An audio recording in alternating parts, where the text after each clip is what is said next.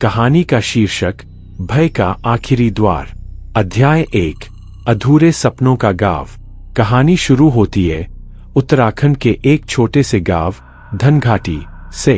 यह गांव चारों ओर से घने जंगलों और बर्फ से ढके पहाड़ों से घिरा हुआ था। यहाँ की आबादी बेहद कम थी, कुछ 100 लोग, जिन्होंने सदियों से एक ही परंपरा और मान्यताओं के साथ जीवन व्यतीत किया। मगर इस गांव की खास बात थी इसकी रहस्यमय और डरावनी मान्यताएं। यहाँ हर बच्चा, बूढ़ा और जवान एक अजीब सा भय लेकर जीता था।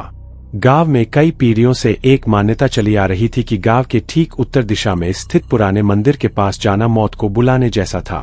लोग कहते थे कि उस मंदिर में कोई बुरी आत्मा बसी हुई थी। जो भी वहां गया वो कभी वापस नहीं लौटा। गांव में कुछ बुजुर्ग लोग थे जो कहते थे कि उन्होंने उस जगह से अजीब अजीब सी आवाजें सुनी थीं, चीखें, रुदन और एक महिला की कराहती हुई आवाज जो रात में आती थी। अध्याय 2 मंदिर की दहलीज। एक दिन गांव में एक युवक आया जिसका नाम था विक्रांत। वो एक साहसी और बेखौफ स्वभाव का था। उसकी मां का देहांत कुछ साल पहले हो चुका था और वह अपने पिता के साथ इस गांव में रहने आया था। गांव में आते ही उसे यह सारी कहानियां सुनाई गईं, पर उसने इन सबको केवल अंधविश्वास मानकर टाल दिया। विक्रांत को चुनौती स्वीकार करने का शौक था। जब उसे पता चला कि गांव के लोग उत्तर दिशा में स्थित मंदिर के पास जाने से इतना डरते हैं, तो उसने मन बना लिया कि वह वहां जाएगा और गांव वालों की अंधविश्वासी धारणाओं को तोड़ेगा। एक रात जब गांव सो चुका था, विक्रांत ने अकेले उस मंदिर की ओर जाने का निर्णय लिया। रास्ता बहुत ही सन्नाटे भरा था। चारों ओर केवल घने पेड़ों की आहट और जंगली जानवरों की दूर से आती आवाजें सुनाई दे रही थीं। जैसे ही वह मंदिर के पास पहुंचा, उसे महसूस हुआ कि चारों ओर हवा का बहाव तेज हो गया था। उसके कानों में एक धीमी सी आवाज गूंजने लगी जो धीरे धीरे चीखों में बदल गई। अध्याय 3 मंदिर का द्वार। मंदिर एक खंडहर में बदल चुका था। दीवारों पर दरारें थीं और हर ओर जाले फैले हुए थे। मुख्य द्वार पर एक प्राचीन धातु की जंजीर लगी हुई थी। जैसे ही विक्रांत ने उस जंजीर को छूने की कोशिश की, उसे एक झटका महसूस हुआ। उसकी रीढ़ की हड्डी में ठंडक दौड़ गई, पर उसने डर को अपने ऊपर हावी नहीं होने दिया। वह जंजीर को तोड़ने के लिए और जोर से खींचने लगा और अचानक से जंजीर टूट गई। द्वार भारी आवाज के साथ खुला और विक्रांत ने अंदर कदम रखा। अंदर एक गहरी और घुटन भरी नमी थी। एक ओर दीवार पर जलती हुई कुछ धुंधली मशालें थीं, जिनकी लौ भी कांपती हुई प्रतीत हो रही थी। विक्रांत ने मशाल उठाई और आगे बढ़ा। अंदर एक पुराना पत्थर का हॉल था, जिसमें चारों ओर टूटी फूटी मूर्तियां पड़ी थीं। मूर्तियों के चेहरे विकृत थे, मानो उन्हें किसी ने जानबूझकर तोड़ा हो। अचानक विक्रांत को महसूस हुआ कि उसे किसी की नजरें घूर रही थीं। वह पीछे मुड़ा, पर वहां कोई नहीं था। अध्याय 4 परछाइयों का नृत्य।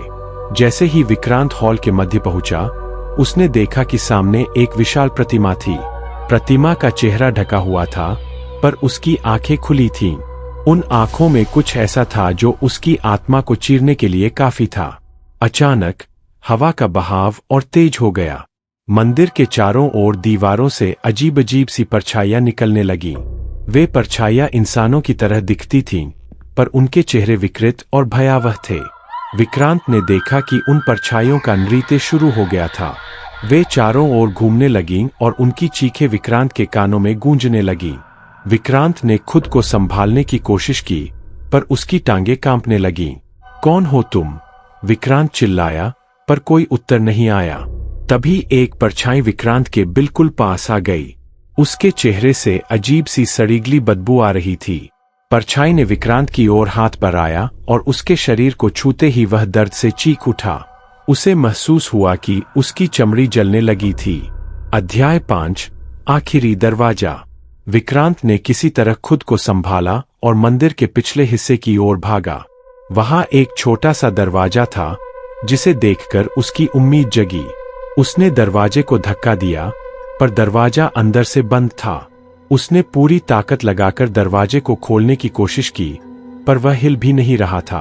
पीछे से परछाइयों की आवाजें और चीखें तेज होती जा रही थीं। विक्रांत को लगा कि अब उसका अंत आ गया है। तभी अचानक दरवाजा खुद ब खुद खुल गया। दरवाजे के पार एक गहरी खाई थी। नीचे एक काली धुंध फैली हुई थी और उसमें कुछ हिलता डुलता दिखाई दे रहा था। विक्रांत के मन में एक भयंकर डर बैठ गया, पर उसने अपनी आंखें बंद की और खाई में कूदने का फैसला किया।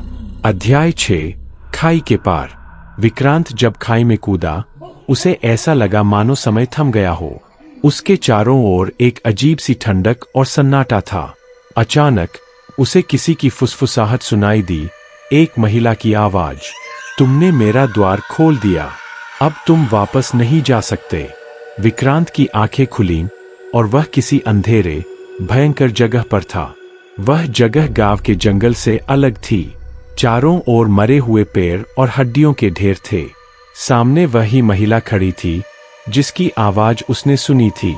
उसकी आंखों में गहरी नफरत और दर्द था। क्यों आए तुम यहाँ? महिला ने धीरे से पूछा। विक्रांत के पास कोई जवाब नहीं था। उसकी आवाज घुट चुकी थी। अध्याय 7 नर्क का अंत।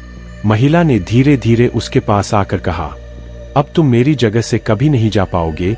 विक्रांत ने पीछे मुड़ने की कोशिश की, पर उसके पैर बंध चुके थे। अचानक उसके चारों ओर से वही परछाइयां प्रकट हो गईं। उन्होंने विक्रांत को घेर लिया और उसकी चीखों से पूरा जंगल गूंज उठा। वह अब कभी वापस नहीं आया। गांव वालों ने विक्रांत की खोज की, पर वह उन्हें कभी नहीं मिला। कहते हैं, उस रात के बाद से गांव में उस महिला की चीखें और तेज हो गई। जो भी उस मंदिर की ओर जाता, उसे कभी नहीं लौटने दिया जाता, और धनघाटी गांव में अब कोई भी उस दिशा में जाने की हिम्मत नहीं करता। कहानी समाप्त। यह कहानी विक्रांत की हिम्मत और अंधविश्वास के भयानक परिणाम की दास्तान है।